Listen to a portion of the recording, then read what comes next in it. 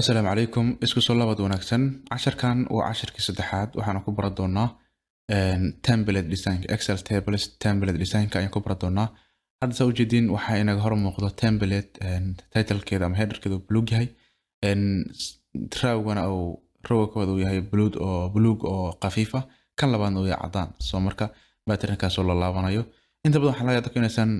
jeclaan oo aysan ka helin aniga hadda tusaale ahaan waxaan isticmaalaa inta badan markaan table-ka sameeyo halkaan imaadaa table styles kadib waxaan ka doortaa ka cadaanka ah oo aad u maleysid inuu yahay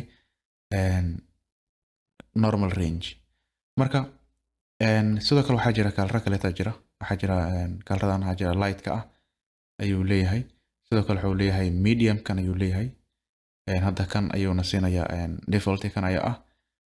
madowgaas ayaa jira ka dhigi kartaa sidoo kale waxaa isticmaali kartaa orange-gan in badan kala badan leeyahay da qofkii inta badan ka jecel grey-ga dadka inta badan jecel grey-ga waxay isticmaali karaan grey-ga sidoo kale kala badan ayaa ku jira kolleyba dooqaada ay ku xiran tahay waxaa jira kan sidoo kale soo jeedin ka duwan sidoo kale wuxuu leeyahay dark colors ayuu leeyahay marka anaga hadda keeni hore ayaan isticmaali doonaa insha Allah hadii la yiraahdo halkan hadda imaato sidoo kale wuxuu ku siinayaa table style options ku siinayaa kan koobaad soo jeedin waa header row-gii hadda soo jeedin dan tigta ka qaado disappear ayuu noqonayaa filter button-kana waa filterka waa kuwan waay soo jeedin in la filter garayo kaasna waan ka saarayaa soo jeedin total row-ka horaan u keenay dan waan qari karaa hoos ayuu ka qariyay laakiin hoos hadda inama yaalo qaybta kor ayuu noo saaran yahay banded rows marka banded rows waxa waaye waa row-gan kalradan kala duwan labadan row oo ku apply gareey waaye midna cadaanka uu yahay midna uu yahay buluugga khafiifka ah haddaan yiraahdo aan ka saaro soo jeedin cadaan caadi isku bedelaya iyo diilmo oo table caadi ka dhigaya sidoo kale waxaa jira banded columns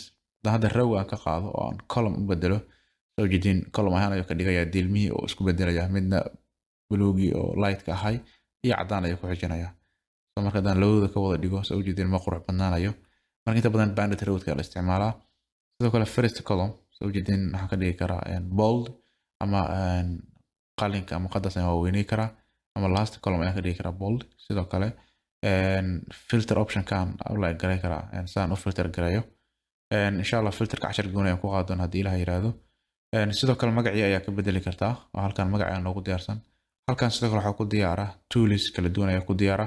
waxaad ku summarize garay kartaa pivot table sidoo kale waxaad ka saari kartaa duplicates-ka sidoo kale waxaad u bedeli kartaa normal range table-kan waxaa ka dhigi kartaa data caadi ah oo range caadi ah oo aan table ahayn dib ayaad ugu celi kartaa marka intaas waa ku samayn kartaa insha Allah summarize pivot table-kaas iyo remove duplicates in cashar gooni ku qaadan doona hadii Ilaahay raali ka noqdo marka waxaan faahfaahina faahantay qaabkaad isaga bedeli karto template design-kan sidoo kale aad style option ka xaw bedeli karto aad filter-kan ugu apply garay karto sidoo kale magaca ugu bedeli karto sidoo kale aad convert aad ugu bedeli karto data range caadi ah oo marka hore aan datadan original-keeda u ahay hadda maadaama aan template-kan uu default inuu yahay runtii aad u wanaagsan yahay insha Allah casharka dhamaantiid ama webinar-kan dhamaantiis waxaan ku qaadan doonaa template-kan